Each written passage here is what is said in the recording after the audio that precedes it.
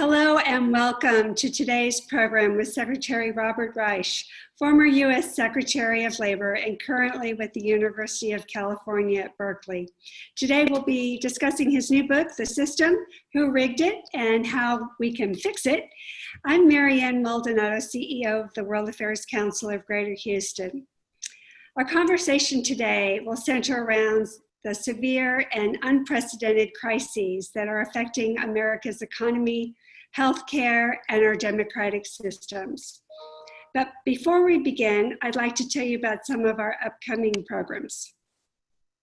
Tomorrow, it's our honor to host the CEO of Noble Energy, along with the Minister of Energy of Israel and the U.S. Secretary of Energy, for an informative and important energy update, all focused around the Council's International Citizen of the Year. So it's not too late to join us. You can go to our website to get more information. And also next week, our program will focus on Russia and its resurgence on the world stage. So to join us, just visit our website at wachouston.org for more information about those two programs or all the programs that we have. Now it's my honor to introduce today's guest.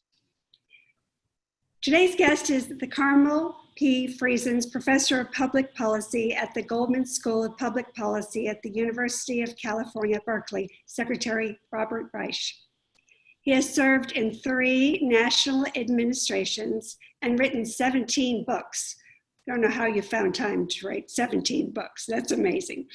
Including The Work of Nations, The Common Good, Saving Capitalism, and Locked in the Cabinet. His articles have appeared in The New Yorker, The Atlantic, The New York Times, The Washington Post, and The Wall Street Journal. And he also writes a weekly column for The Guardian and Newsweek. He is co-creator of the award-winning film Inequality for All and the Netflix original Saving Capitalism. He's also co-founder of Inequality Media. So please welcome to the World Affairs Council of Greater Houston, Secretary Robert Reich. Thank you for joining us, Secretary. Well, Marianne, thank you very much. And thank all of you out there for attending this. I wish I could see you in person. This is difficult for all of us, but it's not nearly as difficult as most people are enduring in terms of unemployment and the pandemic and all of the other simultaneous crises we are now suffering as a country and to some extent as a world. So Marianne, I very much invite your questions, and all of you out there, I hope to also respond to your questions. Well, thank you. And I hope you and your family are doing well. You're based in Berkeley, I assume? Yeah, in fact, we're a little bit north of Berkeley, and my wife today she's right at this moment, she's out shopping. Shopping is a little bit, as you all know, and I'm sure it's the same for you, it's a little bit dicey because, are people wearing masks? Are they observing social distancing? The case load, at least the cases here of the pandemic in this portion of California, are going up. They're not going down. So everybody is justifiably nervous. But Perian is out. She braves it. She's as careful as one can be. And I have a child, my one son in Los Angeles now, and one son in New York. Well, things here in Texas are probably not as good as we'd hope them to be either, but a little retail therapy, whether in person and online, really helps out. So let's go ahead. Marianne, there's a lot of online retail therapy. I think judging from how Amazon's stock is going and also Walmart's online stock is going, we've put all of our retail therapy online. Mm-hmm, absolutely. Well, I know there's lots to talk about, and I know we're going to have lots of questions from our audience. So let's just jump right in. So, as I mentioned earlier, America is faced with this unprecedented crisis, also a health crisis, but also an economic crisis. And it has not seen impacts like this since probably the Great Depression, leaving us with record unemployment, and we have the whole racial injustices that have also not been seen since maybe the Civil Rights Movement. So in your book, you talk a little bit about these. How do all these contribute to a broken system? Well, I think they're all manifestations, symptoms of a deeply broken system. And the reason I used the title "The System," Marianne, is precisely because that is that everything is related to everything else. You can't talk about the fact that widening inequality is hurting the poor if you don't also recognize that climate change is hurting the poor more than it's hurting the rich. It's hurting all of us, obviously. The pandemic is taking its biggest toll on the poor and disproportionately on racial minorities. That's not an accident, given what has happened to the poor and racial minorities, people of color in this country, but also it is hurting all of us. The economy is fragile, and it's been fragile not just over the last 6 months. 6 months, obviously, the pandemic has forced the economy to become far worse than it has been, as you pointed out, in many, many years, really by some measures since the Great Depression of the 1930s. But the economy has been remarkably fragile for a very long time. The median wage, that is the wage of the worker right in the middle of the income distribution, if you adjust for inflation, has barely increased in 40 years, even though the whole economy, the United States economy, up until at least January or February this year, was almost twice as large as it was, in fact, almost 3 times as large as it was 40 years ago. So we have a lot of interrelated problems, the problems of race, the problems of the economy, the problems of public health, and health insurance, which we really haven't had a chance to get into. I haven't right now, but I get into in the book, and also climate change. And you can't talk about one problem without talking about the others. Mm-hmm. By the way, we can't solve one problem without solving the others either. Right. You point to kind of an aspect of complexity with the concentration of wealth and power in the hands of just a few people at the top. I think we can all agree with that. And a corruption of our current political system and the contest between democracy and oligarchy. Can you talk about how the system is rigged and maybe how you have defined those two terms and expand a little bit on that? Yeah, when I say rigged, I simply mean that the system, in terms of the laws and rules that define the market and the economy. A market doesn't exist in a state of nature. You have very specific rules about bankruptcy and about copyrights and patents and you name it.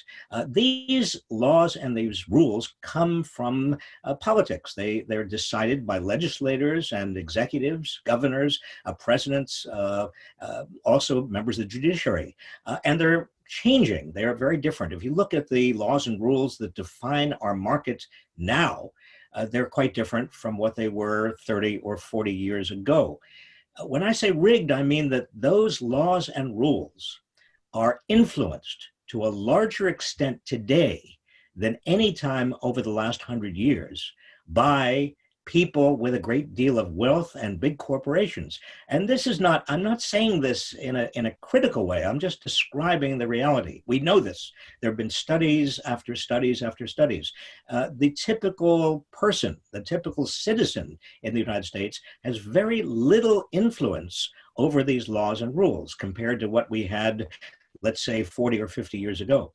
The big corporations and the wealthy are, they may not use the term rigging the game, but certainly are changing the laws and the rules to benefit themselves, and often at the expense of average working people. I'll give you just one pedestrian example that I've been looking at just this morning in terms of changes that have occurred only over the last 6 months, and that has to do with bankruptcy.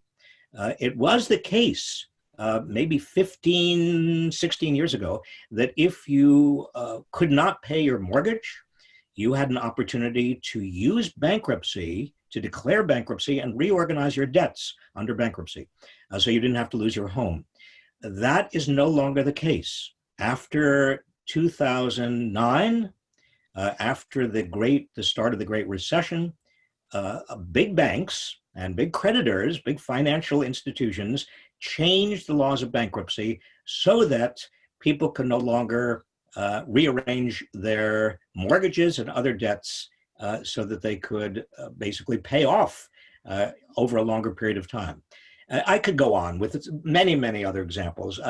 There are thousands of examples, and I'm not going to bore you or anybody out there. I just want you to understand that the rigging is real, and it is throughout our economy. And the inequality that has resulted from that rigging is bigger and wider than in any other advanced country. We are the most unequal by far of any other advanced country. And our workers, average workers, I'm talking about workers who are paid an hourly wage, are worse off than hourly wage workers in most other developed rich countries. This is a huge and growing problem. And you talk about the great divide in America, or the contest. It's not necessarily between the right and left, but Democrat and oligarchy. Can you expand on that? Yes, it's democracy versus oligarchy. It's not really Democrat. It's not really Republican. It's not left versus right.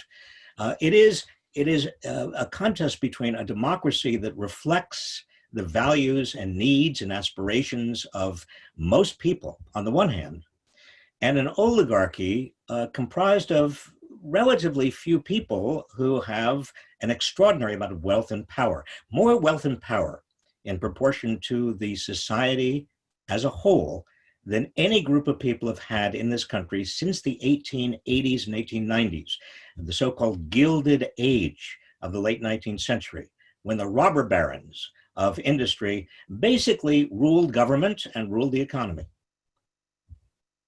An interesting question just came in, referring our previous answer. Mike and Sally ask, or comment and ask, it seems that those who will suffer the most from the problems that are raised are also the ones who will disagree with you about both the causes and the solutions.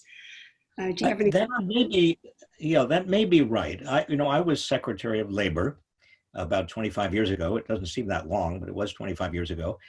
And I spent a very large amount of time at that time with workers who were unionized workers in West Virginia and in North Carolina and Michigan and Minnesota and a lot of places, Pennsylvania, a lot of places that are now swing states politically. And 25 years ago, they were angry. They felt that they were working harder and not getting ahead. And they felt that both political parties had let them down. They felt that the system had let them down. They were angry at government. They were also angry at big corporations. Now, I revisited many of those people in 2015, just as the last presidential election was getting underway and heating up. And I talked to many of them and their children. And I was delighted to see them. But I wanted to know how they were doing 25 years later. And this was hundreds and hundreds of people. It was kind of a focus group. And what I heard from them in all of these states was interesting. Instead of being sort of frustrated as they had been 25 years ago, that they were working harder and not getting ahead, now their anger had deepened. They felt that the game was, as we just talked about, rigged against them. Many of them had been Tea Partiers. Some had been occupiers, if you remember the brief Occupy movement. Some of them were supporters of Bernie Sanders. Some of them were supporters of Donald Trump. In fact, the only people who were interesting to them, and sometimes the same people expressed the same point of view, were Bernie Sanders and Donald Trump. And I asked them why, because Bernie Sanders and Donald Trump seemed to me to be completely different people, different political parties, different extremes on the political spectrum. What they said back to me was interesting. Now, remember, this is just before the 2016 election. They said that Bernie Sanders and Donald Trump will shake things up. They are not the part of the establishment. They may end the rigging. And I remember that very, very explicitly, palpably, because we're now coming up to another election. And there are many people who are maybe even angrier than they were before, disenchanted. They feel in this pandemic, in this extraordinary economic downturn, that nobody's paying attention to them. There are 30 million or 35 million people who are unemployed. That's 1 out of every 5 adult Americans. There are 165,000 of us who have died since March in this pandemic. An unbelievable tragedy, a catastrophe. And people are frightened, they are worried, and they're scared, but they also feel like nobody is really paying attention. We have a related question from Phyllis. We talk about the economy doing well, but it seems that people are not. Does the gross national product measure anything that helps the average person? And a somewhat related question, is there any way to address the obscene CEO salaries? Phyllis, those two questions are truly related. In the 1950s and 1960s, the typical CEO of a big corporation in the United States earned 20 times what the typical worker in that company earned. Today, the typical CEO of a big company earns 250 to 300 times what the typical worker earns. And unlike the 1950s and 60s, where the typical American worker was doing well, I mean, doing better and better. My father had a little clothing shop starting in Scranton, Pennsylvania, and he sold most of dresses to factory workers and their factory workers' wives. And he noted in the 50s and 60s that people every year most people were doing better and better. They were on an escalator that was going upward. They traded up their houses and their cars, and they knew that there was a better chance that their children would do better than they are doing. Today, we're in an entirely different position. People are not doing well, even before the pandemic, and people don't expect that their children will be doing better. And that colors everything. It's not just the inequality. It's not just the CEOs taking now 25 to 30%, 30 times more than the typical worker. It's also a sense of hopelessness about the possibilities for the future. That's what worries me most. Another question, and I will get back to my lineup, but these are really good questions. I want to make sure we answer them all. May asks, it seems as if we have a modern day Rockefellers with the likes of Bezos and Amazon and such. Should antitrust laws be used to break down the control of companies like Amazon? And if so, how should that be done? Well, it's a good question. My opinion, my personal view is that antitrust should be revived. We've lost antitrust, anti-monopoly laws. Antitrust comes out of the 1890s. The Sherman Antitrust Act was passed in 1890. It was in reaction to the robber barons, the Gilded Age, the huge aggregations of power in oil companies, in railroad companies, in steel companies. And what happened after 1901, starting with Theodore Roosevelt's presidency, was an attempt to use antitrust to break up these huge monopolies, because there was an understanding that not only were they economically dangerous because they damped down competition, but they were politically dangerous because they meant that these huge concentrations of economic power could control politics. And that's exactly what happened in the 1880s and 1890s. So we're seeing a repeat very much of what happened before. Antitrust was one answer. I think antitrust can be used again. I don't necessarily recommend breaking up Amazon and Google into disparate pieces. There may be ways of doing it more subtly, requiring, for example, that certain operating systems, maybe the Apple operating system, has to be distributed free of charge to other competitors, maybe preventing Google from using its search engine in a way that gives preference to its own products, maybe preventing Amazon from favoring its own products or those who work closely with Amazon. I mean, there are many, many ways of doing it, but undoubtedly there has got to be an attempt to tackle the dangers and downsides of monopolization. It is not accidental that you have Jeff Bezos earning, what was it, one day, 2 weeks ago, he brought in to himself personally $13 billion. 13 billion in one day. Now, proportionally, if you look back on the economy in the 1890s, that was something like roughly analogous to what somebody like Andrew Carnegie would have brought in one day. But Andrew Carnegie was stopped. I mean, that huge monopoly was ended.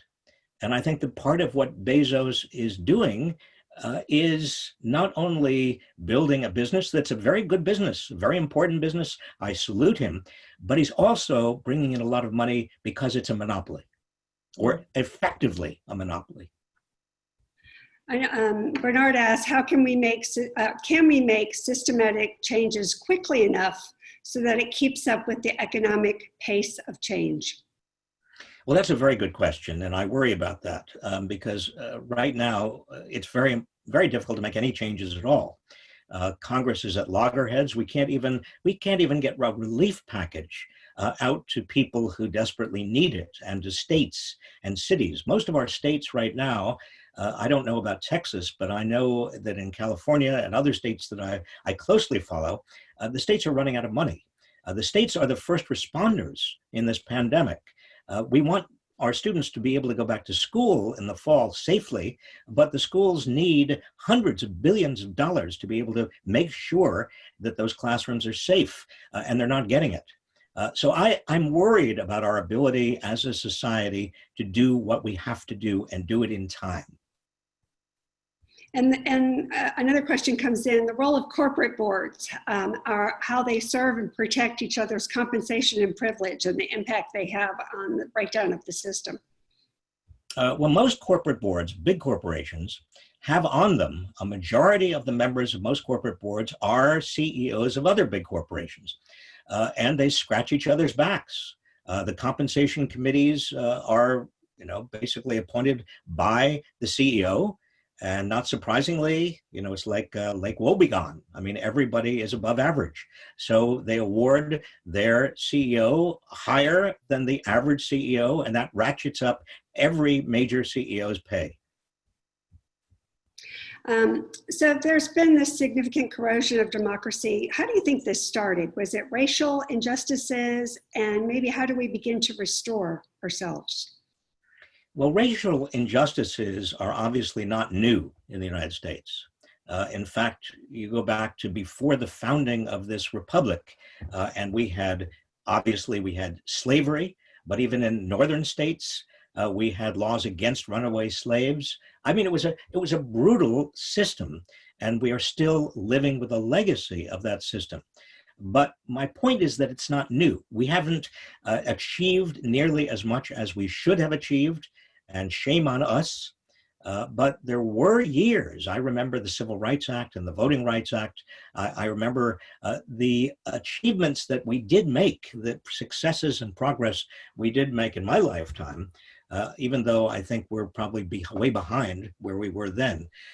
But many of these other issues and other problems are new, or at least are new in the 21st century and much of the 20th century.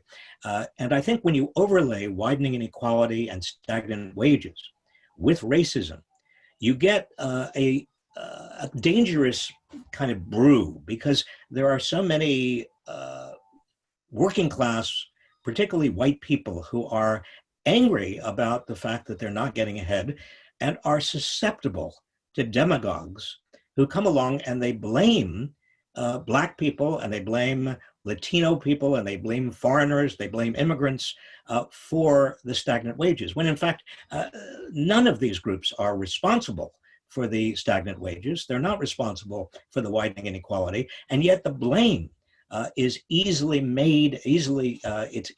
utilized in political circles. I think it's irresponsible, it's dangerous, and it's dividing the country. Kind of shifting just a little bit, you've spoken of CEOs in your book doing lip service, especially as it relates to corporate social responsibility. There are various messages and actions.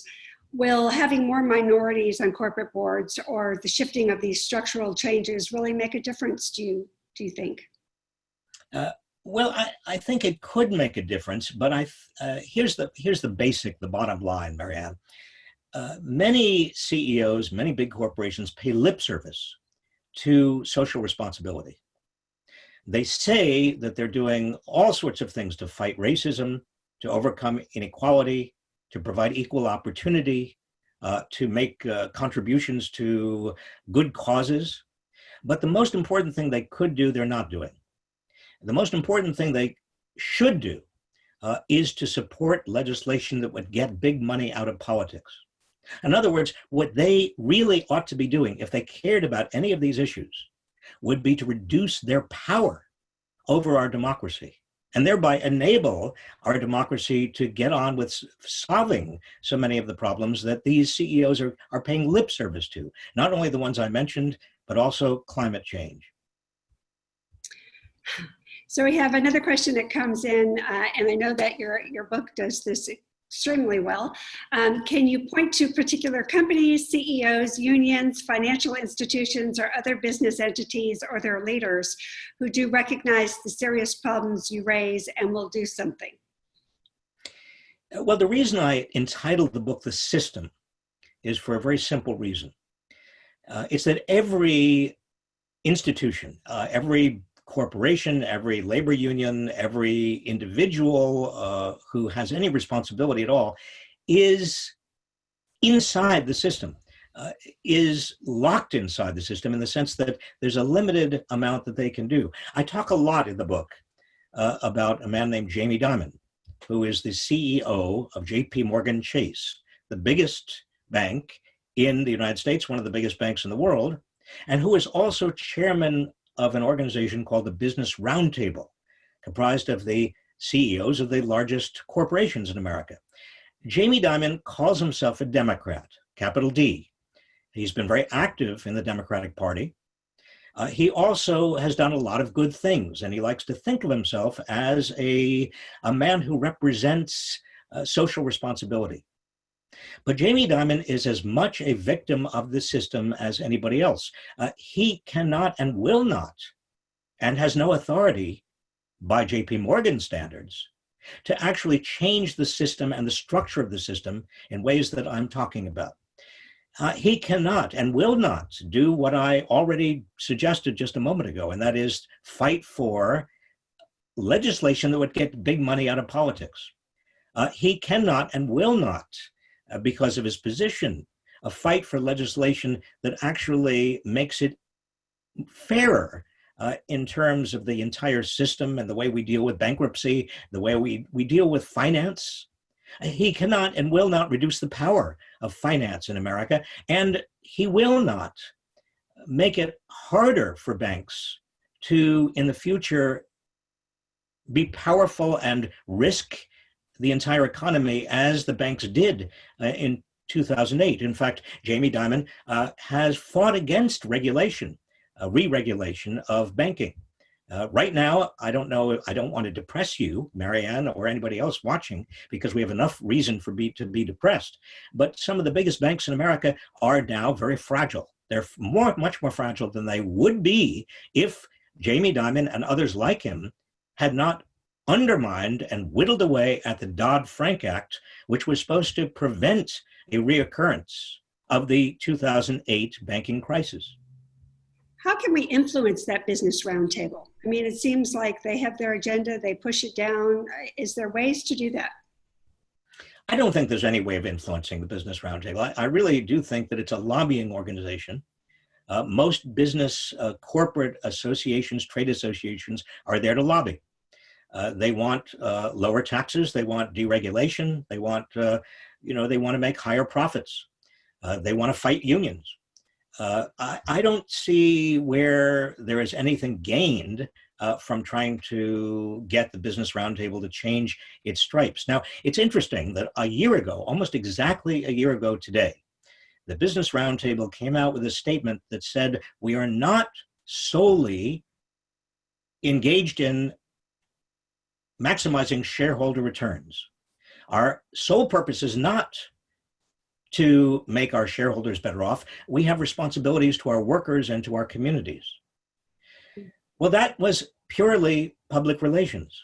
Since then, the Business Roundtable and the members of the Business Roundtable have done everything they can to reduce wages, fight their workers, abandon their communities, do whatever they were doing before. The purpose of that statement was to fight off what they were worried about then, which was politicians who were talking about more regulation of business. Alyssa asks, she's curious about your opinion on Bernie's campaign goals and how they challenge the negative effects of capitalism that punish the poor and minorities the most, maybe specifically Medicare for all, the Green New Deal, taxing of billionaires. Well, I think that Bernie Sanders has had a major impact on the politics of the Democratic Party, certainly. I remember again, before the 2016 election, most of the establishment Democrats, including Jamie Dimon and others, poo-pooed Bernie Sanders. They thought he was a joke. It was assumed in the Democratic Party that Hillary Clinton would be a shoo-in. Nobody expected him to actually give her a hard time. And the Democratic National Committee finally, ultimately sided with Hillary Clinton because it was so worried. The Democratic Party is dominated in many respects, not entirely, but in many important respects by big money, just as is the Republican Party. Let's be very clear about this. That means that big corporations with some wealthy individuals and big banks have an inordinate influence, a disproportionate influence in the Democratic Party, just as they do in the Republican Party. So that mavericks like Bernie Sanders and even Elizabeth Warren, who say things like Medicare for all, or a free public higher education, or a wealth tax to pay for all of this, really do represent a fundamental challenge to the establishment in both parties. I mean, they are considered to be very dangerous.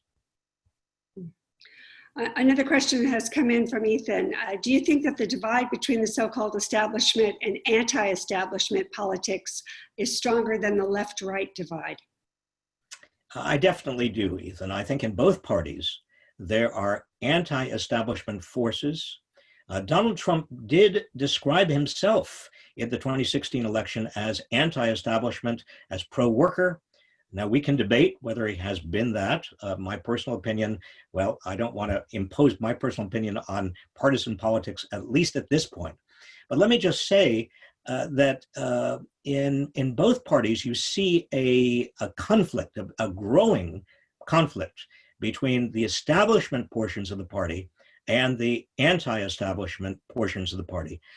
And I would say that in many respects, those anti-establishment forces have more in common with each other than they do with the rest of their party.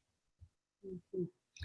I'm going to switch back over to kind of a different angle of things. So what role does our educational system play in restoring democracy and the balance of power? Well, education is obviously key, and the founders of our nation understood that free public education was critical to democracy. You couldn't have a democracy without people who are able to read and think and analyze and deliberate public issues. And that's really been the case as we extended public education, first up to 6th grade, and then up to 8th grade, and then in the late 19th century and early 20th century up to 12th grade. And then we began in the middle part of the 20th century at certain states, began to actually provide virtually almost free public higher education, extending free education, essentially free public education, up to what might be the equivalent of 16th grade. All of that was premised on an understanding that education is a public good. It's not just a private investment. It's also a public good. And in terms of overcoming inequality, it is critical. I mean, the biggest division in terms of wages, earnings, is between those who have a college degree and those who don't. I had a related question on the media's influence on the imbalance of power, but I'm going to weave it into Mark's question that talks to, excuse me, not Mark's question. I'm going to weave it into another question. The media's influence on the imbalance of power, and how do we best understand the media, and how do we read between the lines? Well, we're going to have to get better at reading between the lines because the media is not trusted. I think that's dangerous to our democracy. I'm old enough to remember Edward R. Murrow and Walter Cronkite and people who were hosting the evening news who everybody trusted because they were understood to tell the truth. And now we have a vicious media contest between Fox News, MSNBC, CNN. A lot of people don't know who's telling the truth. If you don't know who's telling the truth in a democracy, you're liable to lose democracy. The way we understand the truth is to become better, all of us, at reading between the lines, at being critical thinkers, critical absorbers of information. If something is if there's no source for an allegation, if opinion is mixed with news, if there is a kind of tendency to use anecdote rather than data, I could list on and on the ways in which we've got to train ourselves and our children to be better consumers of the news for our democracy. Mm-hmm. That's a wonderful aspect. I have 3 small grandgirls, and the best thing I can tell them is you've got to learn how to learn for yourself. And you have to truly kind of get rid of all the fluff and the pomp and the circumstance and all the things that are quite misleading and very opinion-based, and really look for the truth in all things. Another question has come in from Aziz. How do you see the future of manufacturing in the US? This has been the backbone of this country. I think I have a related question about China's involvement in manufacturing for the US. So maybe tell us a little bit about your thoughts about future thoughts on manufacturing in the US. Well, manufacturing is a word that really, around which there's a great deal of confusion. Few words have gone so directly from obscurity to meaninglessness without any intervening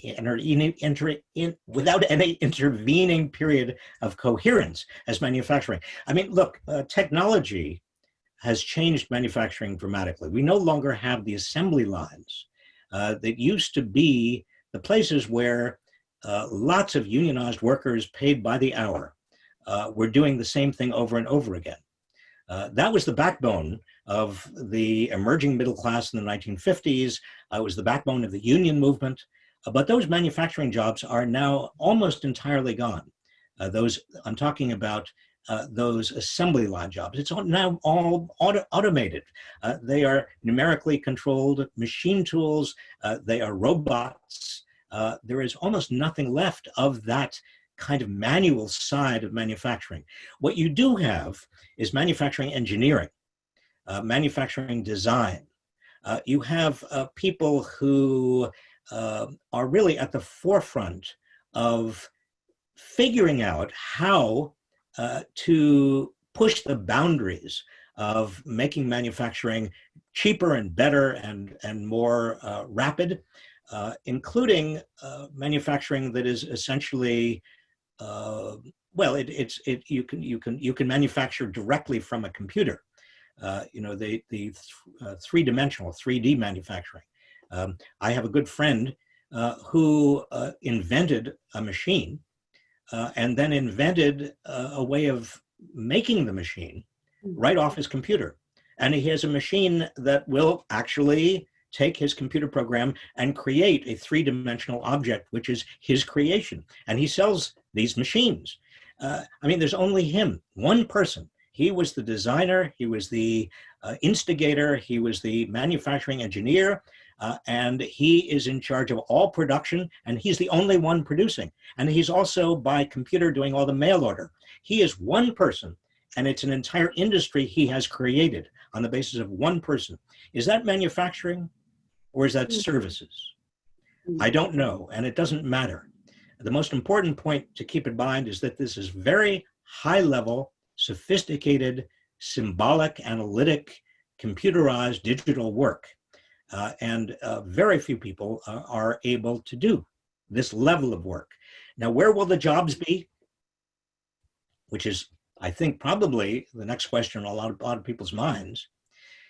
The jobs will be mostly in the service sector. Now, I just said to you that manufacturing engineering is really a service. So the high-level services involving a lot of brain work, a lot of knowledge, a lot of entrepreneurialism, those will continue to be very important sources of a lot of wealth in this country. But most jobs are going to be person-to-person services. Retail may never come back as much as it's been, but there will be restaurants, there will be hotels, there will be a service industry in terms of providing everything from therapy to physical therapy to massages to hair cutting. This economy is much more dependent on people who are providing personal service than ever before. And they are the ones who've been hit hardest, obviously, by this pandemic. But it's almost inevitable that post-pandemic, most of the new jobs will be in personal services. Somewhat related, we have a question from Gordon. He asks, as the former Secretary of Labor, how do you see the role of immigration in providing laborers, both high and low skilled, for America's future development? What would you recommend? I think immigration is critical. It's critical for the high end because we have profited by and had the benefits of some of the most educated people around the world, many of whom have founded high-tech companies, provided some of the most sophisticated engineering services and internet concepts that we've had in this country. Without them, we would not be nearly as a country as wealthy. And they've generated a huge number of jobs. We also are very dependent on low level in terms of learning, formal education, immigrants, people who will come in and do a lot of the things that we don't have enough people to do in this country right now. And I'm talking now about everything from tending to childcare to even elder care. We've got a huge number of people my age, baby boomers, who over the next 20 years will need a great deal of care. And a lot of those workers are just not around. As we age as a society, we need younger workers to come in and do a lot of the work that is not now going to be done if we don't have immigration. Immigration is critical to any country, and I'm talking not only about the United States, but about Japan and Europe that has an aging population. Mark had a question about specifically Google does not hold a monopoly on search, and to this extent, it appears monopolistic.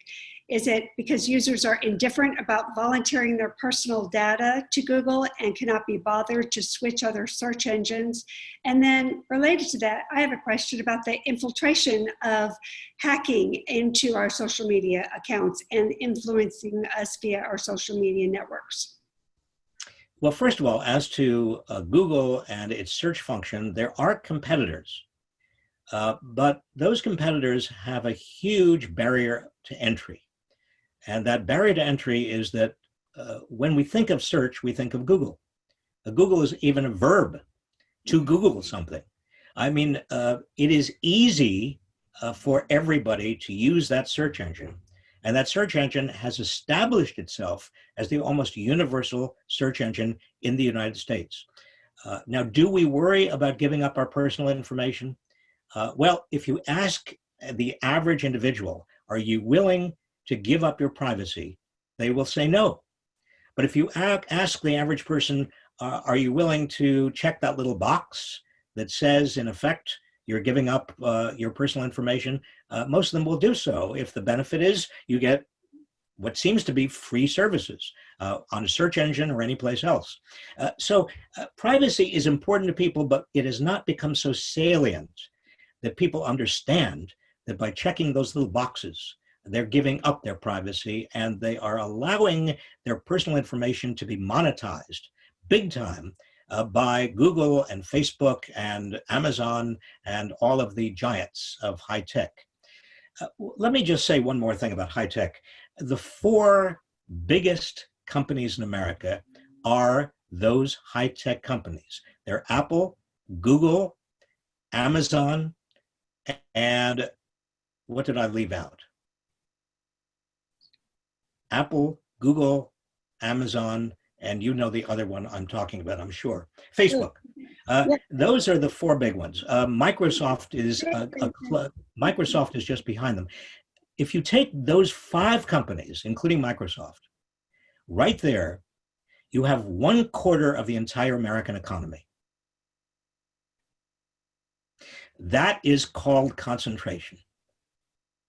That is what we were grappling with when the antitrust laws were first created in the 1890s. If we don't do anything about it, most of us will, 20 years from now, be working indirectly or directly for these five companies.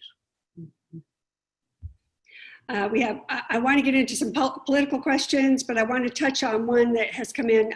Victor asked, could you comment on how best to approach the ever-rising China challenge, friend or foes? Well, I'm not sure. I worry about jumping to the conclusion that China is a foe. I mean, it's what we did in the 1980s with Japan. Japan was becoming very successful economically. It was a tough competitor. And the Japanese challenge in book after book after book, you may remember in the 1980s, Japan was demonized. I don't want us to unnecessarily demonize China. China is a different political and economic system than we have. I don't like the fact that it is autocratic and dictatorial. I don't like what it's doing in Hong Kong. I don't like its insults to human rights of its people. I don't like what it's doing in Western China to a lot of the ethnic groups that inhabit various portions of China. I object to much of what China is up to, but China is the second largest economy in the world, and we are very integrated. We are very dependent on them just as they are very dependent on us. I don't think it is wise to make them into an enemy. And that's exactly what we are doing right now. I think it's dangerous. Mm-hmm. Do you have comments on the misappropriation of information from their intellectual property issues that have come up recently, especially here in Houston? Well, if you say misappropriation of intellectual property, let's be clear. Intellectual property that a American-based firm has is not going to stay in the United States if that firm is a global firm. That intellectual property becomes global. Microsoft and Apple and all of the other firms we've been talking about, and we could be talking about some of the big banks as well, or pharmaceutical companies, they are global companies and they are using their intellectual capital. They're also developing intellectual capital all over the world. To think that it's the United States intellectual capital is a false conclusion about what our borders actually represent. Now, China is organized differently. China does have a state policy similar to the policy that we had in the founding years of our country, where we did everything we could to get the intellectual capital of Great Britain. And we put up tariffs, and we protected our infant industries, and we demanded that Britain share, or we stole its intellectual capital. I don't want to make false equivalents here. I think China is different, and I think we ought to be careful, and we ought to demand that American companies demand more for their intellectual capital than China is willing to pay them, or we may urge American companies to leave China if China can't protect their intellectual capital. But let's also be very, very clear about the fact that American global companies are not necessarily American. Good point. Good point. I want to jump into a lot's happened in politics in the last 48 hours.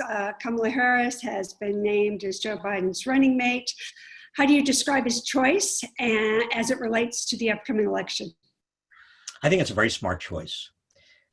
If Donald Trump wants to run on law and order, which he seems to be wanting to do, you couldn't imagine a better or a stronger opposition than Joe Biden, who was head of the Judiciary Committee in the Senate, and Kamala Harris, a prosecutor, former prosecutor. Both of them have reputations being very tough on law and order. Also, I think it's Joe Biden. My knowledge of Joe Biden is he's a very nice guy. And I like nice guys, and we need a nice guy. We need somebody who is very decent. But we also need a fighter. If we're talking, if by we, I mean not only America, but also the Democratic Party. I need somebody who is aggressive and going to fight in this election. And I think Kamala Harris is a fighter. There's another question. Do you think there will be many significant differences in the major economic policies between 4 years under Biden and 4 years under Trump? Yes, I do. I think that the major difference is that Donald Trump gave big corporations, not small corporations, not small businesses, gave big corporations whatever they wanted in terms of tax cuts and regulatory rollbacks, including health and safety and environmental regulations. I don't think the Biden administration would do that. I think that's the biggest change. I think that the Biden administration depends a lot on whether Democrats take back the Senate as well as hold on to the House. If the Democrats have control over both the House and the Senate and the presidency, then economic policy becomes not just basically the Fed and monetary policy, it becomes fiscal policy as well. And there are many things. I mean, infrastructure, for example. We desperately in this country need major investments in our nation's infrastructure, not just roads, but mass transit and pipes and dams and everything you can imagine. There has been disinvestment in infrastructure. I would expect that a Biden administration would make major infrastructure investments. I would expect that a Biden administration would also make major investments in education, all the way, and education particularly for middle class, working class, and poor children, and of families that are middle class, working class, and poor. I know you pointed out some resolutions in your book to various problems, some of which we've touched on today. A member asked, does your book deal with the problems we've discussed? Someone has also asked, as it relates to maybe climate change and the future for our children. Well, I can't think of anything more important than solving, or at least remedying, or trying to remedy some of these gargantuan problems for the future, for our children, for our grandchildren. We've got to leave this planet in a better condition than we found it. Climate change is real. The science is real. If you don't believe it, just read.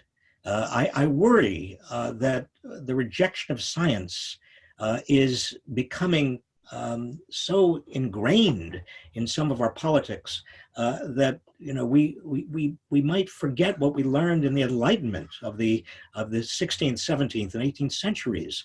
The importance of science, of facts, of data, of analysis, of truth. There is a truth. And global warming, global climate change is a truth. It's something that is changing the world in very dangerous ways. The hurricane season, this season, is much worse than it was 5 years ago, 10 years ago, 15 years ago. The oceans are rising. We see evidence of deforestation, of deserts growing. This in turn is causing mass migrations. It's causing crises in terms of immigration. It's causing crises in terms of famine and water, which in turn are feeding even more mass migration. And those mass migrations are, along with the famines and the water shortages, are causing a great deal of tumult and violence and a great deal of instability in the world. If we don't see the relationships between all of these things, then we're missing the big picture. Secretary, I know when I read your book, I was intrigued. I was first kind of alarmed, and then I was intrigued, and it gave me a lot of food for thought. It gave me a realization that there is a need for me to get more active. There's a need for all of us to get more active, to organize, to be involved, to make a difference. How would you suggest that in your closing comments, that we get involved and we help meet the challenge of the imbalance of power and restore democracy? Well, I think the word power is very central to my book and my thinking and what I would recommend right now, because I think that the biggest issue we have is not global warming or climate change or institutional racism or any of the other things we've talked about per se. The biggest problem is that power is concentrated in ways that make it very difficult for us as members of our society to do anything about these other problems. If we don't restore democracy, we don't have a chance. And so that, to me, is the most basic of all. We've got to grab power back. We've got to make sure that we have at least what we had in the post-war years, which was countervailing centers of power. Now, those post-war countervailing centers of power had to do with political parties that were rooted in locales. They had to do with farm cooperatives, other forms of cooperatives. They had to do with antitrust laws, but also had to do with labor laws. And we had labor unions that really did countervail the power of big corporations. I think that all of us in coming years have to be activists in the sense of trying to reallocate and rebalance power in our system, in our society. Citizenship is not just a passive sport. Citizenship is activism. Citizenship is not just voting once every 2 years or 4 years. Citizenship is a matter of putting time aside every week in which we can get on the telephone, or we can get on Zoom, or we can, when the pandemic is over, meet with people directly and organize and mobilize and help people who don't have power gain power. That's really what it's all about. That's what it's all about, and that's what the council is all about, is learning, growing, doing, making change. It's been our honor, Secretary, to host you this evening. I appreciate your time. Our best well wishes to you and your family. Do stay safe and well. Thank you to all of our council members and guests. It's been an honor also having you. Make sure you log into our website to see all of our great upcoming programs, just like our conversation today with the Secretary. Thank you all again. We appreciate you. Make sure you stay connected, stay engaged, stay well, stay healthy. Stay safe and stay healthy. And Marianne, thank you very much for your terrific moderation of this hour. I appreciate it. Thank you. Thank you all. Have a good evening. Good night. Good night. Bye.